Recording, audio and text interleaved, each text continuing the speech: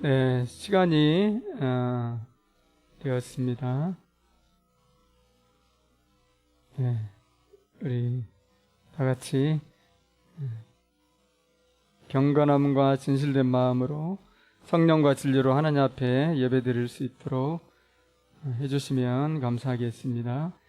일어나실 수 있는 분들은 일어나셔서 제 예배를 시작하도록 하겠습니다. 내가 이 반석 위에 내 교회를 세우리니 음부의 권세가 이기지 못하리라. 마태복음 16장 18절 말씀. 사랑하는 성도 여러분, 우리는 이제 성부와 성자와 성령 삼위 하나님을 예배하기 위해 이 자리에 모였습니다. 우리가 예배드릴 하나님은 우리의 주님이시며 우리를 도우시는 분이십니다. 이제 그 하나님께 예배드립시다. 하나님은 영이시니 예배하는 자가 성령과 진리로 예배할지니라. 우리의 아버지와 주 예수 그리스도와 성령의 교통하심을 통해 은혜와 자비와 평강이 여러분에게 있을지어다. 아멘. 다 같이 참회의 침묵 하나님 앞에 드리겠습니다.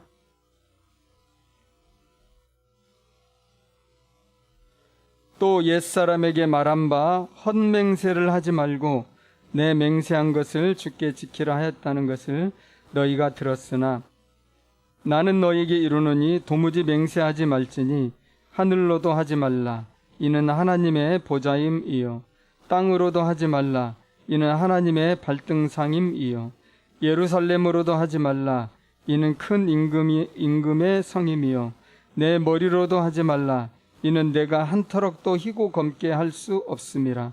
오직 너희 말은 옳다 옳다 아니라 아니라 하라. 이에서 지나는 것은 악으로부터 나느니라.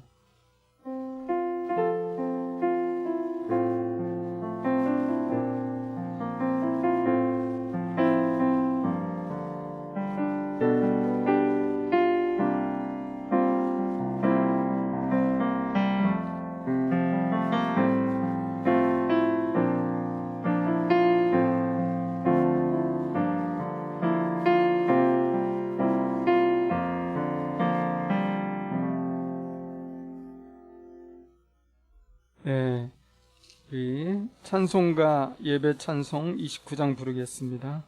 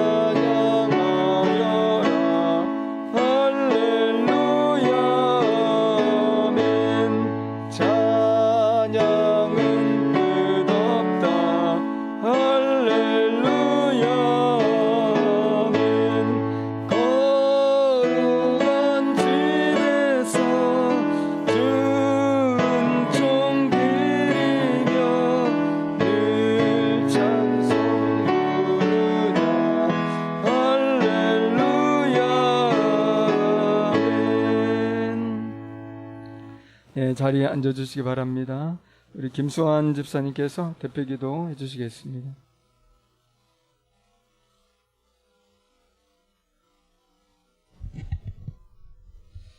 하늘에 계신 우리 하나님 아버지, 우리 아버지 되어주시고 지난 한 주간도 우리의 삶 가운데 동행해 주시며 또 오늘 이렇게 함께 하나님을 예배하게 하시니 감사드립니다. 우리가 어디에서 어떤 모습으로 예배를 드릴지라도 우리 예배를 받으시는 하나님, 당신은 한 분이시며 또 그 안에서 우리들도 한 지체임을 다시 한번 고백합니다. 지금은 여러 가지 어려움으로 인하여서 우리가 함께 모이지 못하지만 이렇게 고립되어 있는 각자의 삶 중에서도 이 기회를 통하여 하나님과 더욱더 긴밀하게 교제할 수 있게 해주시고 이전처럼 한데 모여서 얼굴을 맞대고 식탁의 교제를 나누지는 못할지라도 우리가 이럴수록 더더욱 마음을 나누며 함께 하나님의 나라를 만들어가기를 소망합니다. 하나님께서 세상을 당신의 모습으로 그렇게 당신이 닮은 모습으로 아름답게 창조하셨는데 하나님 지금 세상은 그 빛을 잃고 신음하고 고통 중에 있습니다. 하나님 참으로 불과 1년도 안 되는 기간 동안에 참 눈에 보이지도 않는 작은 바이러스 하나가 우리의 삶을 이렇게 완전히 뒤바꿔 놓았습니다. 이를 통해 다시 한번 인간의 존재가 얼마나 연약한지와 또 그 인간들의 교만과 탐욕으로 쌓아 올린 세상의 바벨탑이 얼마나 무너지기 쉬운 것인지 다시 한번 깨닫게 됩니다. 하나님 이것을 바라보면서 참 우리가 영원하지 않은 것을 위해서 영원한 것을 버리는 그런 어리석음을 범하지 않게 해 주시옵소서. 우리가 진정으로 붙들어야 할 것이 무엇인지 깨닫게 해 주시옵소서. 방역을 위한 사회적 거리두기가 계속되면서 무엇보다 이번 사태가 참 하나님보다 세상을 가까이 하는 그런 교회의 모습으로 인해서 시작됐다는 점이 우리의 마음을 너무나 아프게 하고 무겁게 합니다. 이런 때에 우리 교회들이 우리는 그들과 다르다며 성긋기만 하는 것이 아니라 그동안에 우리의 모습을 돌아보고 진정으로 회개하고 다시금 하나님 앞으로 돌아설 수 있게 되기를 기도합니다. 그래서 참 이 교회가 하나님으로부터 또 세상으로부터 칭찬받는 교회로 변화될 수 있도록 주님 인도하여 주시옵소서. 그리고 이번 재확산을 인하여서 고통받는 것이 결국은 가장 힘들고 어려운 처지에 있는 사람들이라는 것이 또 우리의 마음을 아프게 합니다. 참 자영업자들이 문을 닫고 노동자들은 일거리가 없어지고 취업의 문은 더더욱 좁아지고 있습니다. 아이들은 학교를 가지 못하고 또 그로 인해서 육아의 분담은 점점 커져서 코로나 블루라는 단어가 참 거대하게 이 시대를 짓누르고 있습니다. 구르지 않은 곳을 평탄하게 하시는 하나님, 이 세상의 아픔을 불쌍히 여기시고 주님 저희들이 알지 못하는 것까지 하나님의 위로와 치유의 손길을 이룰 수 있기를 간절히 기도합니다. 또 우리가 그런 하나님의 손길이 될 수 있도록 또 생활선교, 생태선교, 마을선교로 세상에 다가갈 준비를 하고 있습니다. 하나님 이것을 준비하는 각 팀에 지혜를 주시고 우리들이 감당해야 할 바를 알게 하시고 또 그 하나님의 부르심 가운데 응답하여 주님을 따라갈 수 있는 교회가 되기를 원합니다. 그래서 우리 교회가 하나님과 더욱더 가까워지고 주님의 모습을 닮은 그런 교회가 될 수 있기를 주님 소망합니다. 이 모든 것들이 주님께 속해 있음을 믿습니다. 감사드리며 이 모든 말씀 우리 주 예수 그리스도 이름으로 기도드렸습니다.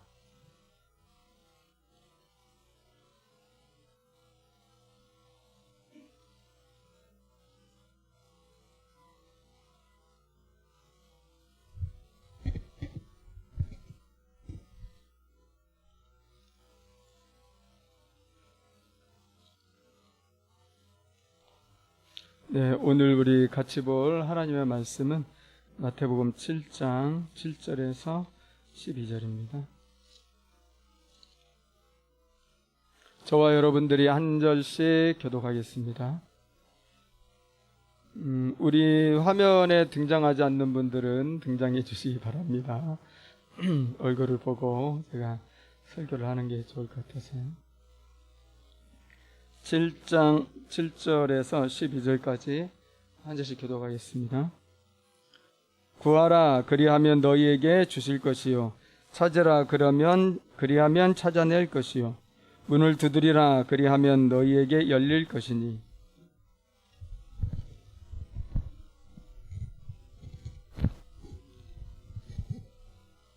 너희 중에 누가 아들이 떡을 달라 하는데 돌을 주며 너희가 악한 자라도 좋은 것으로 자식에게 줄 줄 알거든 하물며 하늘에 계신 너희 아버지께서 구하는 자에게 좋은 것으로 주시지 않겠느냐.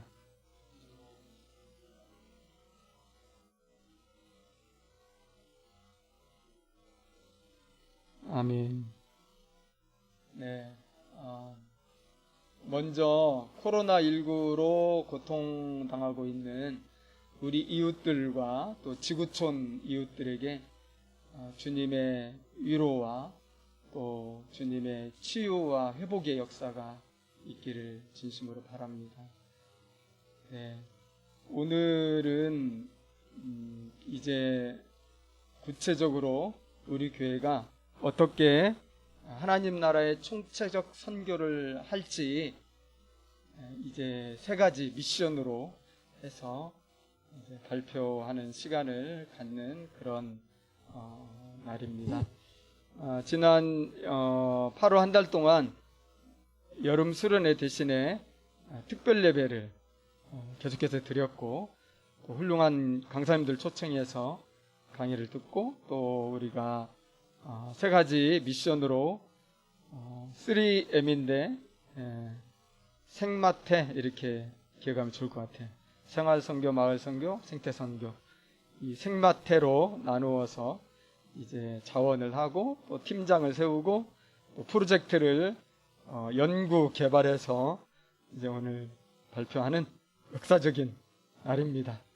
어떻게 보면 결론이면서 또 이제 출발하는 첫 시점이다 이렇게 말할 수 있고요. 오늘 작은 첫걸음이 되겠지만 이제 이것이 앞으로 더 발전하고 더 확장되어서 우리 교회 모든 성도들 또 이 지역까지 널리 퍼져나가게 되기를 믿어 의심치 않습니다. 여러분도 그렇죠? 네. 여러분 입이 다 보이기 때문에 다 네라고 대답을 해주셔야 됩니다. 그래 우리가 서로 소통하고 있구나 이걸 느낄 수가 있습니다. 반응을 보여주시면 대단히 감사하겠습니다. 네, 좋습니다. 그래서 오늘 설교는 제가 좀 짧게 하려고 합니다. 왜냐하면 발표도 해야 되고 또 우리 목장 모임도 그대로 해야 되니까 원래 설교보다 많이 줄여서 할 수 있도록 그렇게 해보겠습니다. 우리가 이제 다 들어서 알겠지만 우리나라 감염병 전문가뿐만 아니라 해외에 유명한 감염병 전문가들도 이구동성으로 하는 얘기가 우리 코로나19가 쉽게 끝나지 않을 것이다. 백신이나 치료제가 지금 뭐 연말이나 연초에는 나온다고 그러지만 그럼에도 불구하고 코로나19는 쉽게 끝나지 않고 우리는 코로나19와 함께 살아가게 될 것이다. 그래서 우리는 예전으로 돌아갈 생각을 아예 하지 말고 이 코로나 시대에 적합할 수 있도록 우리들이 변해야 된다. 이런 얘기들을 전문가들이 이렇게 하고 있습니다. 그래서 벌써 우리가 1월부터 일했으니까 이제 8개월이 지나고 9개월째 지금 코로나 시대를 살고 있잖아요. 그래서 많은 변화가 실제로 일어나고 있고 부정적이든 긍정적이든 또 앞으로 변화할 수밖에 없습니다. 불가피하게 어쩔 수 없이 우리는 변화돼야 된다는 거죠. 지금은 그냥 버티자 하는 걸로는 안 되고 빨리 새로운 시대에 적응하는 것이 매우 지혜로운 것이라고 이렇게 생각을 하고요. 근데 불가피하게 변화되어야 하는 이런 공동체 또는 집단 중에 가장 뭐 선두 또 뭐 앞에 있다라고 얘기할 수 있는 게 한국 교회와 또 우리 한국 그리스도인들이 아닌가 그렇게 생각이 듭니다.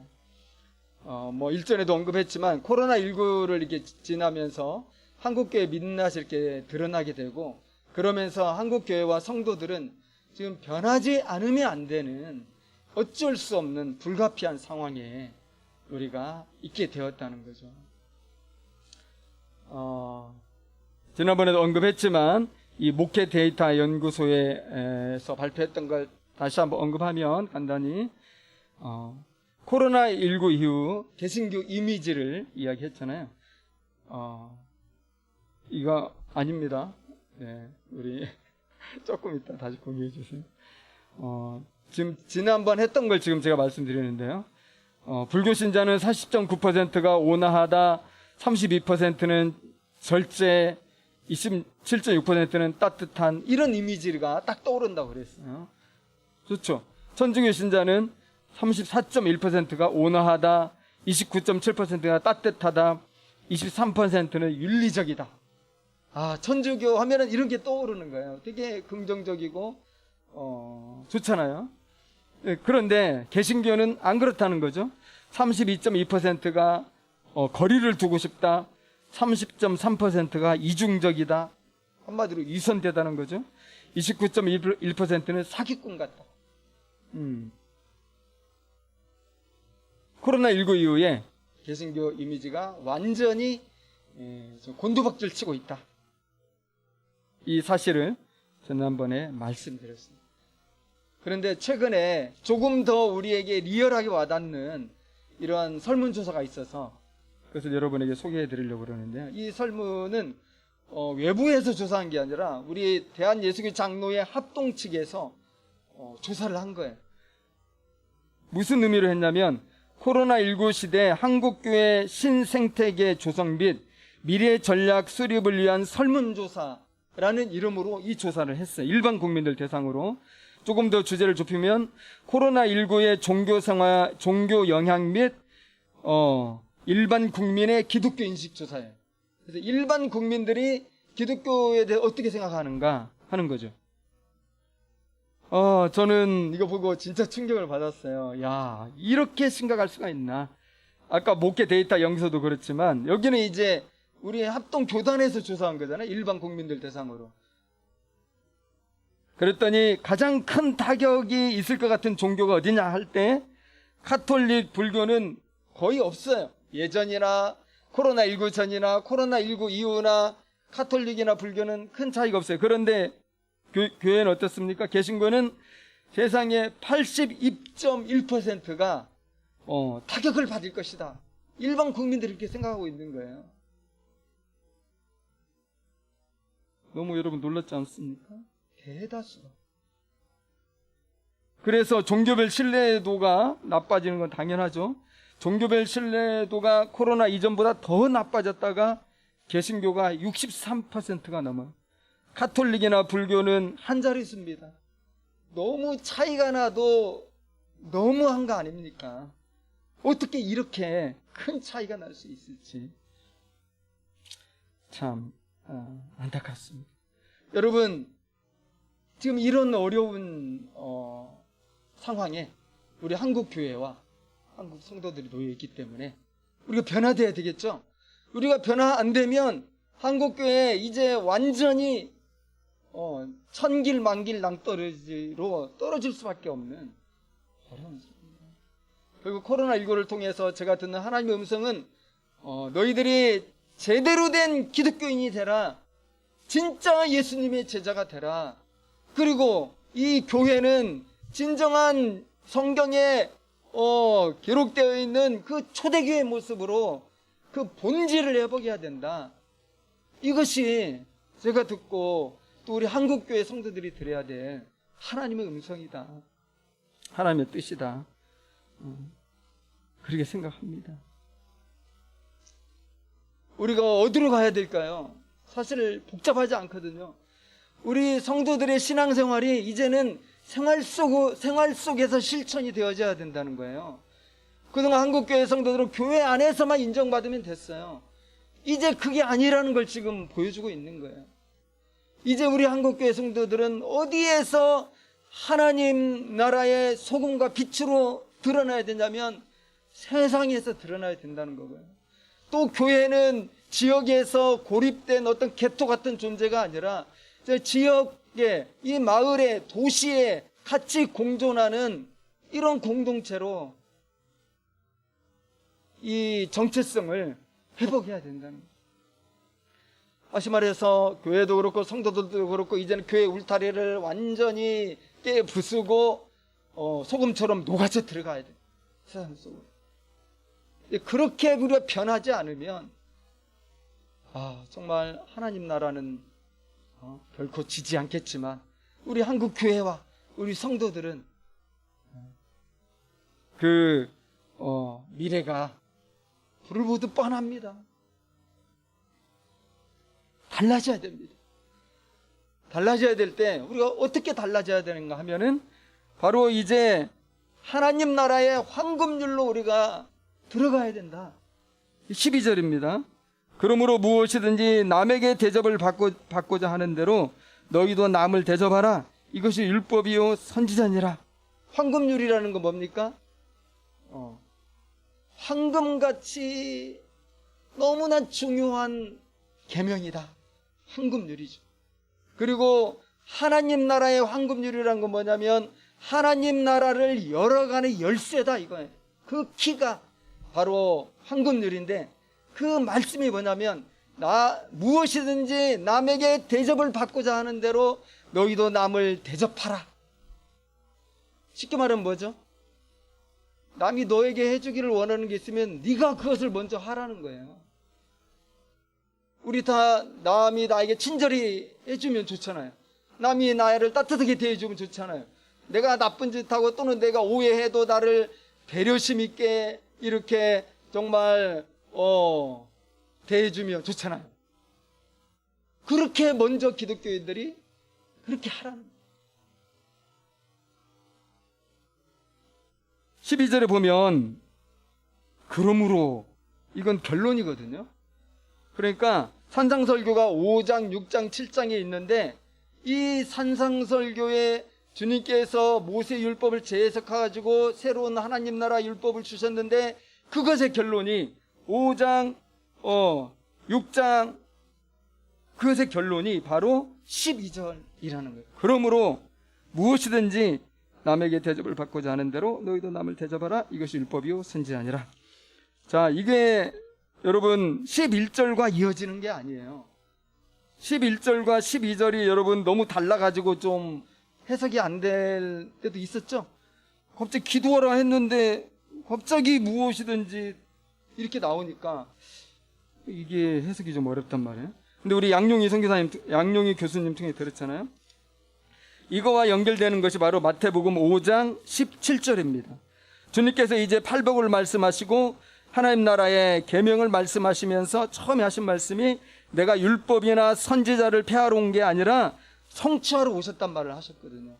그 율법이나 선지자를 이제 재해석하신 것이 이제 21절부터 나오잖아요. 이게 보면은 다 황금률에 해당이 되는 거죠. 노하지 말라. 우리 누군가 나에게 화내면 나 싫잖아요. 너희도 남에게 노하지 말라. 그것은 살인과 같은 것이다. 역지사지. 바꿔 생각하라. 간음하지 말라. 누가 너를 성희롱하면 너 얼마나 네가 힘들겠냐. 네가 남을 성희롱하면 안 된다. 간음하지 말라는 거죠. 과장되게 헛맹세하면서 누가 남들이 나에게 그렇게 접근해 온다면 내가 기분 나쁘잖아요. 너도 남에게 그런 식으로 말하지 말고 맹세하지 말라는 거죠. 또 악한 자를 대할 때도 우리가 황금률을 가지고 하라는 거죠. 예를 들면 5장 39절 보면 악한 자를 대적하지 말라. 누구든지 내 오른뺨을 치거든 왼편도 돌려대며 또 너를 고발하여 속옷을 가지고자 하는 자에게 겉옷까지도 가지게 하며 또 누구든지 너로 억지로 우리를 가게 하거든 그 사람과 심리를 동행하고 내게 구하는 자에게 주며 내게 꾸고자 하는 자에게 거절하지 말라.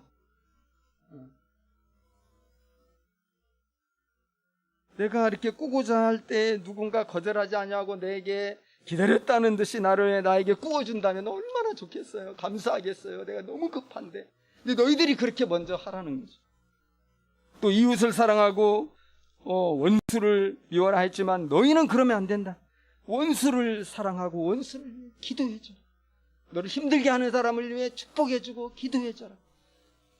그러면서 이제 황금줄을 결론적으로 말씀하시는. 그러면서 이 황금률이 바로 율법이요 선지자라고 말씀하는 거예요. 율법과 선지자가 뭐냐? 결국은 바로 이 한마디로 요약될 수 있다. 남에게 대접을 받고자 하는 대로 너희도 남을 대접해.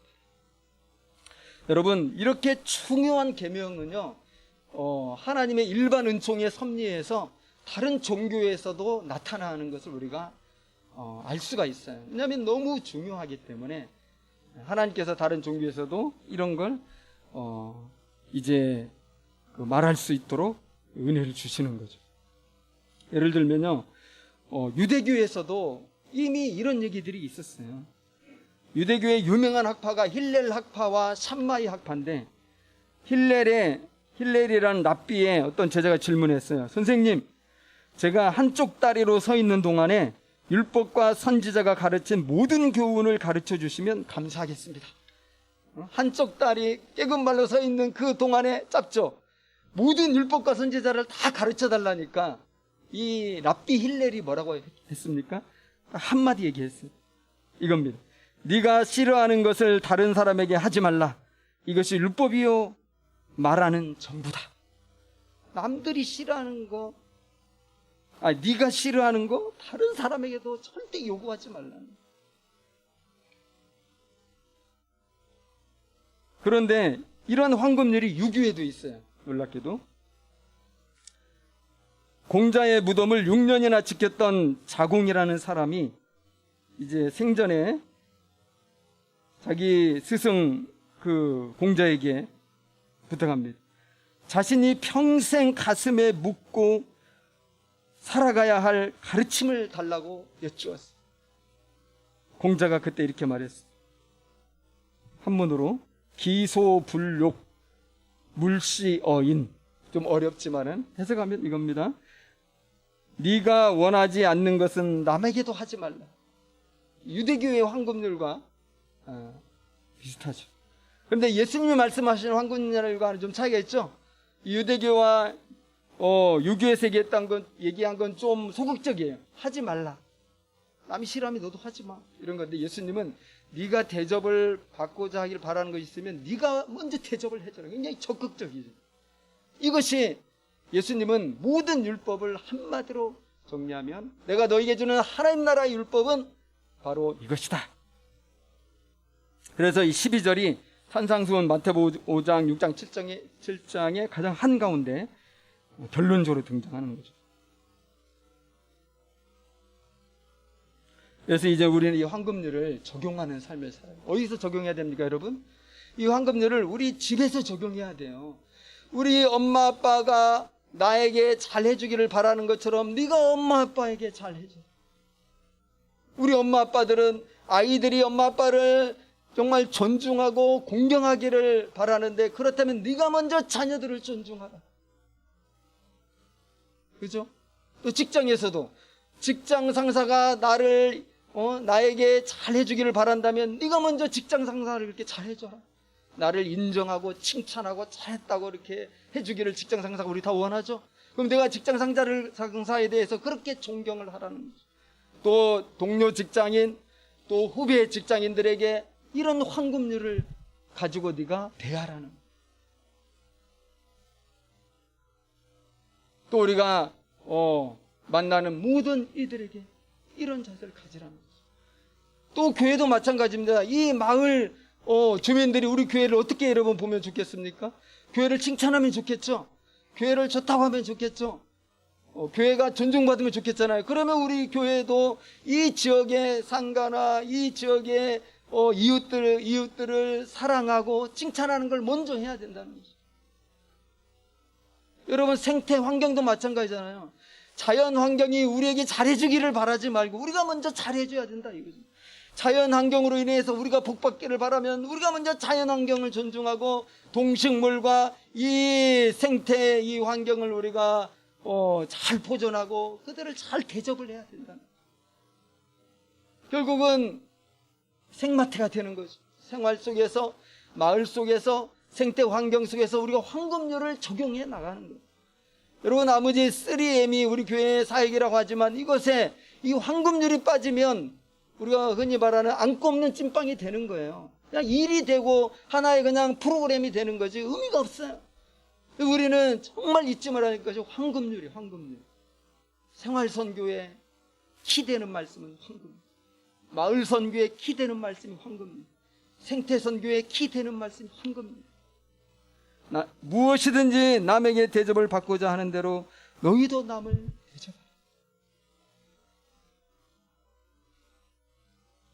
여러분, 이렇게 우리가 하게 된다면 기독교의 이미지가 많은 세월이 필요하겠지만 얼마나 좋아지겠어요. 여러분, 요즘 전문가들이 그런 얘기합니다. 이제 양을 중요하게 하고 부흥을 외치고 큰 교회를 말했던 이 메가처치들, 또 대형 교회들에게서 이제 기독교의 어떤 희망을 발견하기는 어렵지 않겠느냐. 우리 한국교회 희망은 작은 교회들에 있다. 깨어있는 작은 교회들이 양에 집중하지 않고 성장에 목매달지 않고 그저 나오는 성도들 한 사람 한 사람을 예수의 제자로 세워나가는데 헌신하는, 하나님 나라의 이 총체적 선교에 헌신하는 이런 작은 교회들의 희망이 있다. 그런 얘기들을 많이 하는 걸 듣습니다. 여러분, 정말 제 소원이 하나 있다면 우리 교회가 진짜 작지만 우리 교회가 한국교회의 희망이 되는 거고, 우리 성도들이 한국 이 개신교인들의 희망이 되는 것입니다. 여러분, 우리 황금률을 가지고 이 세 가지 미션으로 나아갈 때 한국교회는 다시 살아날 수 있을 것이다. 그렇게 생각합니다. 여러분, 자료를 하나 볼 텐데요. 목회 데이터 연구에서 발표했던 자료인데요. 한국 사람들이 원하는 종교인의 이미지가 있어요. 1위가 뭡니까? 성숙한 인격이에요. 77%. 2위는 높은 도덕성이에요. 68%. 되게 높잖아요. 그리고 높은 사회 봉사율과 기부율이 36%. 그러니까 이 일반 시민들은 이 기독교인들 볼 때 좀 성숙한 사람이기를 원하는 거예요. 좀 훌륭한 인격을 가진 사람이기를 원하는 거예요.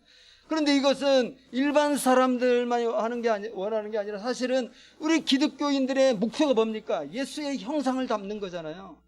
예수님의 장성한 분량에 이르는 거잖아요. 결국 그것은 황금률밖에 없어요. 황금률을 가지고 우리가 일상의 생활에서, 또 교회가 지역의 이웃들과, 또 우리가 생태 환경 속에서 우리가 실천하고 나아갈 때 결국 우리는 굉장히 성숙한 인격을 가진 작은 예수 같은 사람이 되는 거잖아요.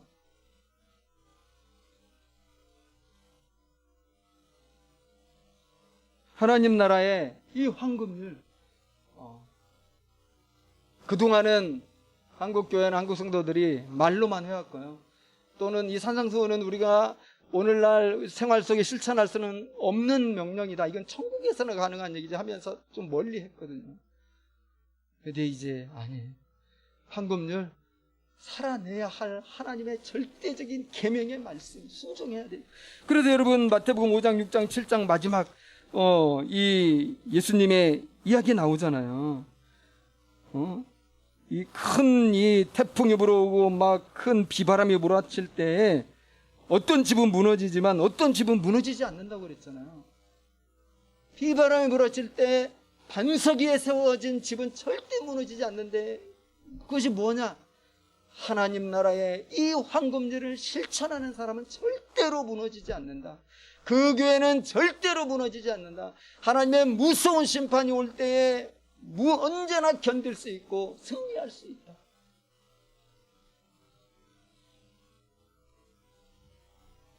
우리 교회, 우리 성도들이 붙들고 정말